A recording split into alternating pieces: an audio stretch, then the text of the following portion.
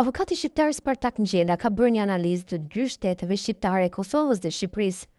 Ai në një postim në Facebook u shpreh se Shqipëria ka hyrë në kohën e saj historike, madje shtoi se tani historia e Shqipërisë po shkruhet detajuar dhe koha po ua jep të drejtë që ata të zgjerohen në territorin e tyre.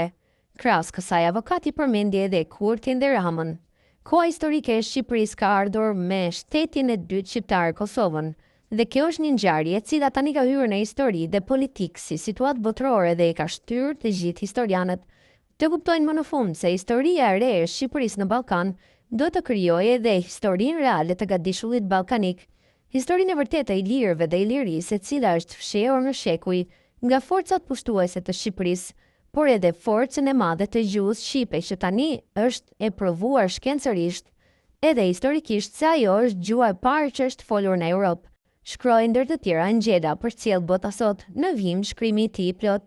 Shqipëria tani është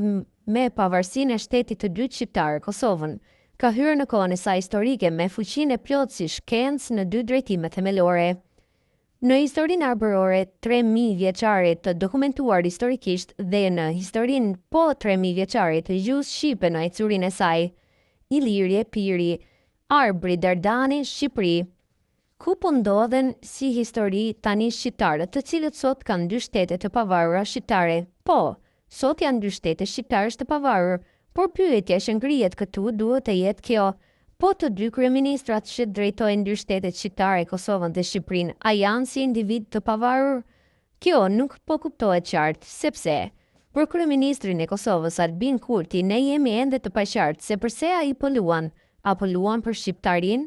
Kurse për kryeministrin e Shqipërisë Edi Rama, kuptohet se ai nuk po luan politikisht për shqiptarinë.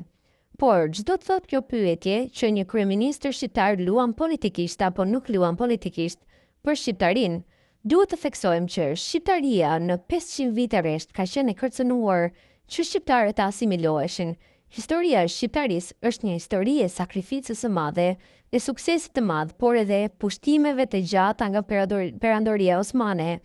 Gjithsesi, tani historia e Shqipërisë po shkruhet e detajuar dhe koha po ua jep të drejtë historike të mohuar shqiptarëve që ata të zgjerohen në territoret e tyre që ua kanë pushtuar hordhi të ndryshme gjatë mesjetës, por edhe gjatë kohës së re.